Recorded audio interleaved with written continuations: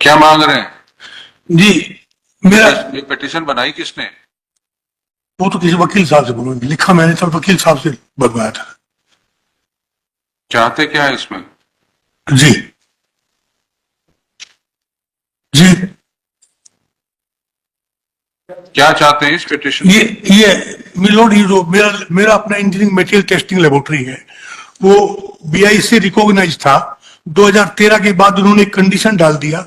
उससे पहले क्या करते थे, खुद लोग आके main machine method test check करते थे लेबोरेटरी में और रिकॉग्निशन दे देते थे।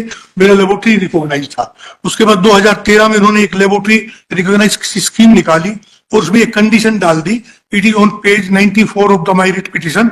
और जो एनेक्सर P3 उसका 70 नंबर पेज पे है 1.5.1। accreditation of the laboratory seeking recognition shall be accreditation to IS, ISO, IEC. IS is Indian standard, ISO is international standard for organization, and IEC international electrochemical standardization 17025 और ISO IEC 17025। आप laboratory है कोई? मेरा laboratory है जी। आपका laboratory है? जी आपकी laboratory accredited नहीं है? नहीं सर, ये कंडीशन ही गलत डाली ना उन्होंने। आपकी लेबोरेटरी एक्रेडिटेड है कि नहीं है? नहीं, एक्रेडिटेड है।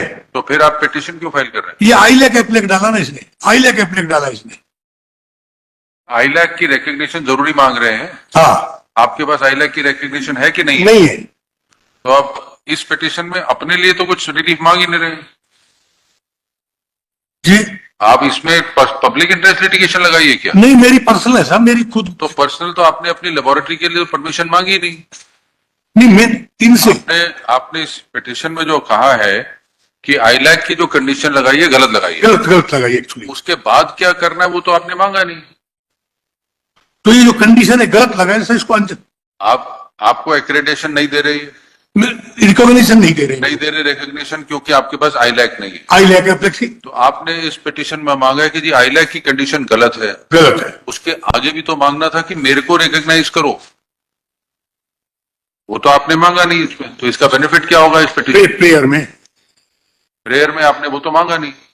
सर जी अनजस्टिफाइड हो जाएगी तो फिर तो मैं ले ही लूंगा रिकॉग्निशन। पता नहीं आपको मिलेगी नहीं मिलेगी उसके बाद। नहीं, मिले ना मिले ये कंडीशन हट जाए सर, ये आईएसओ की और आईलैक एप्लेक की कंडीशन हट जाए, दैट्स ऑल। वो कैसे हटेगी? मैं बताता हूं सर, देखिए इंटरनेशनल ऑर्गेनाइजेशन स्टैंडर्डाइजेशन ये प्राइवेट फॉरेन ऑर्गेनाइजेशन है। इसके किसी भी स्टैंडर्ड को इंडिया में मैंडेटरी नहीं किया जा सकता क्योंकि ये प्राइवेट ऑर्गेनाइजेशन है। इसका ऑफिस इंडिया में नहीं है। It is not with in the judicial jurisdiction of India. अगर इसने स्टैंडर्ड में कोई चीज गलत लिखी है विच इज चैलेंजेबल, तो हाई कोर्ट में उसको जो है बुला नहीं सकते हम विदेश से। तो इसलिए आईएसओ की जो कंडीशन है वो गलत है। अब आते हैं अपन दूसरे आईलैक। अगर किसी आईएसओ को मैंडेटरी करना है तो उसका तरीका है इसमें बीआई एक्ट में, मैं बताता हूं सर इसको। इसके बाद जी कहां से आते हैं? बीना डिस्ट्रिक्ट सागर मध्य प्रदेश। कि आज बेंच तो बैठी नहीं।